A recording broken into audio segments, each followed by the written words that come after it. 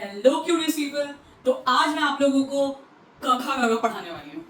You know what, I can bet कि maximum लोग जो वीडियो देख रहे होंगे उनको कखा गगा पूरा जो हिंदी का वर्णमाला है, गार्लैंड ऑफ साउंड, वो लिखना नहीं आता है। और it's obviously normal, not normal. तो मैं आज आप लोगों को एक चीज़ बताऊंगी जिससे आपको लगेगा कि यार हम लोग जो 26 अल्फाबेट्स वाले अंग्रेजी लैंग्वेज को गाना बना दिया और सबको पता है, एवरीबडी नोस, लेकिन ये जो अपना कखा गगा है वो सबको नहीं आता। वो कितना ब्यूटीफुल है, वो कितना एक्यूरेट है, उसको कितनी सोच के साथ बनाया गया है। जब आप उसको अप्रिशिएट कर पाओगे तो शायद आपको समझ में आएगा what you are missing in life.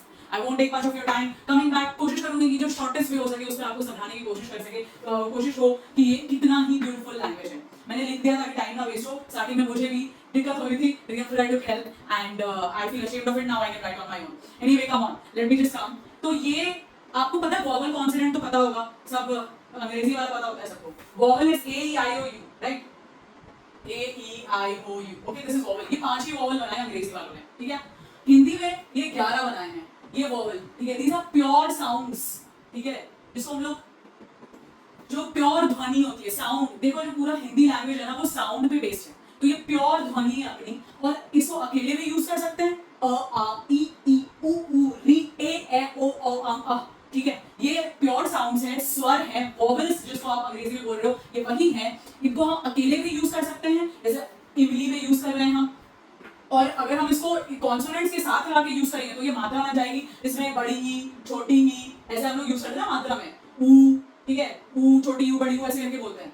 So this is vowels, okay? ये क्लियर हो गया? ये ऊपर अलग से क्यों लिखा रहता है? क्योंकि ये वॉवल है और ये प्योर साउंड है। ये मात्रा में भी यूज हो सकता है और ये अकेले यूज हो सकता है, ठीक है? नेक्स्ट आता है, ये सारा जो क्लासिफिकेशन किया गया है वो बेस्ड है कि आप अपने माउथ के कौन से पार्ट को यूज करके ये निकालो। It is based on sound and it is so beautiful. मतलब बहुत साल पहले मैं इस चीज को लेकर बहुत क्यूरियस हो गई थी, क्योंकि मेरा नाम सृष्टि है और श और स में कंफ्यूजन होता था, जिसकी वजह से मैंने इसके बारे में पढ़ा था। I wanted everybody to know this कि भाई ये कैसे बनाया इन्होंने। एक ये देखो, जो पहला वाला है ना, ये थ्रोट से आवाज निकल रही है। आप निकाल के देखो ना, it's very interesting. Use your throat. जब आप ये यूज, जब फर्स्ट वाला लाइन बोलोगे ना सारा, क, टच इट, क ख, यू यूजिंग योर थ्रोट।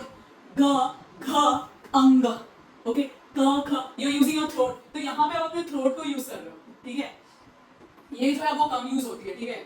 अंग, अंगूर में ग के पहले लग रहा है, ये देखो, ये नेजल वॉइस निकल रही है। अंगूर में आपने नाक को यूज किया है, उस नाक का जो साउंड निकल रहा है उसको डिनोट करने के लिए हमने यहाँ पे ये लगा दिया है, अंगूर। दिस इज क ख ग अंग, okay? Nasal sound. Next come to this, च छ। ये कहाँ पे, ये किस किस पार्ट, मुझे याद नहीं है कैसे हो रहा है। मैं बस जो मेरे मुंह में आवाज आ रहा है उससे मैं बता रही हूँ कैसे हो रहा है।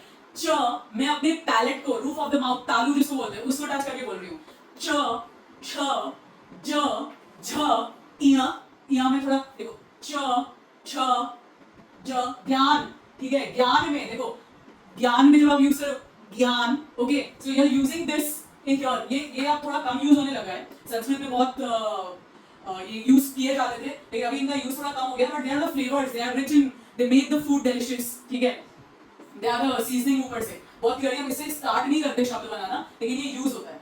च छ ज यहाँ में क्या यूज करें? पैलेट, तालू को यूज करें। ट, इसमें देखो, इसमें क्या करें? Direct you are just turning, अपने टंग को कर्ल करके बोल रहे हो। ये देखो, ट ठ ड, you have to curl your tongue and speak. Just say ta tha da dha na na.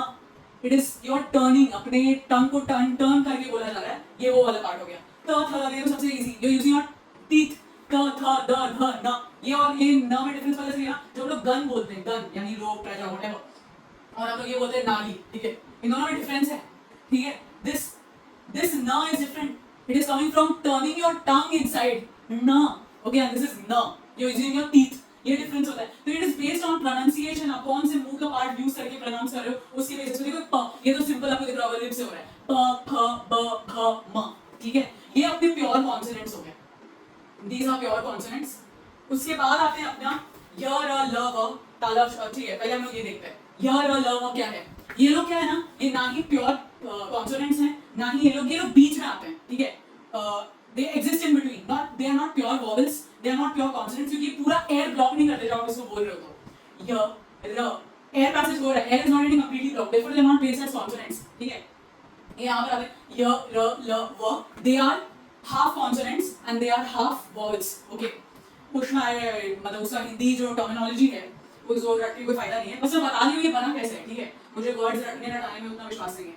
Now this is so beautiful, मैं यहीं से तो शुरू हुई थी, ये तो मैं बहुत अच्छे से बताऊंगी क्योंकि ये श में ना डायलेक्ट इशू भी आता है, ये डिफरेंस क्या होता है। ये 3 तरह के श हैं। सबसे पहला वाला so ना, ये दांत का यूज कर रहा है। देखो, your tongue is touching the upper teeth when you're saying sir.